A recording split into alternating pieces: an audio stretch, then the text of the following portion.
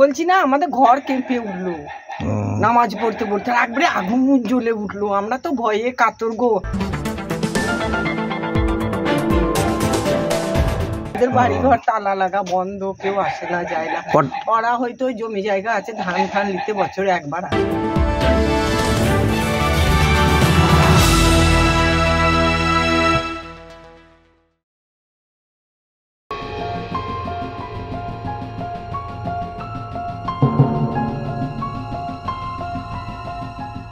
নদিয়া কল্যাণীর পর এবার পশ্চিমবঙ্গের বর্ধমানের কেতুগ্রামে বিশাল বিস্ফোরণ ঘটেছে।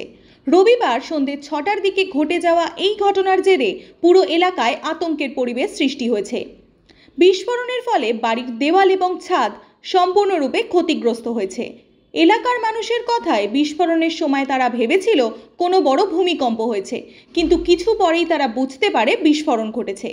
নামাজ শেষ হয়ে গেছে, ধোয়াধুয়ি পড়ছে, এই সময় একবারে ফুটে উঠলো, আমাদের ঘর কেঁপে গেল বাপু। ঘর একবারে সে যেমন ভূমিকম্প হয় না, সেরকম হয়ে একবারে ঘর ইয়ে হয়ে কেঁপে উঠলো।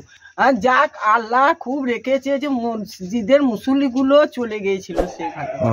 যদি মুসল্লিরা আসতো আর এই অবস্থায় যদি ওই ফুটে যেত তাহলে মুসল্লিরাও খাম। চারিদিকে বারুদের গন্ধ ও ধোঁয়ায় ছেয়ে গেছে। বিস্ফোরণের কেন্দ্র ওই বাড়িটা আসলে মেহবুব আলমের। তিনি কলকাতায় থাকেন। পাশের বাড়ির প্রতিবেশী বলেন বাড়িটা পরিত্যক্ত অবস্থাতেই ছিল। তাহলে কি করে বিস্ফোরণ ঘটলো এত বড়? বাড়িটা এই ভালো আমাদেরই সব নিজেদের ভাইয়াদের মধ্যে, তা ওর মা বাবা দুজনেই মারা যায়, দুই ভাই আর এক বোন ওরা।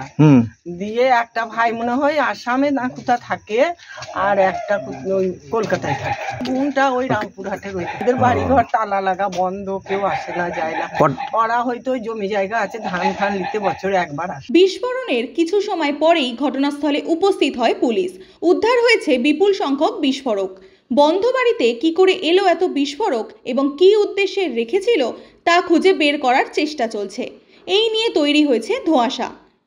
এর পিছনে বাড়ির মালিকও জড়িত কিনা পুলিশ সেই বিষয়েও তদন্ত করছে।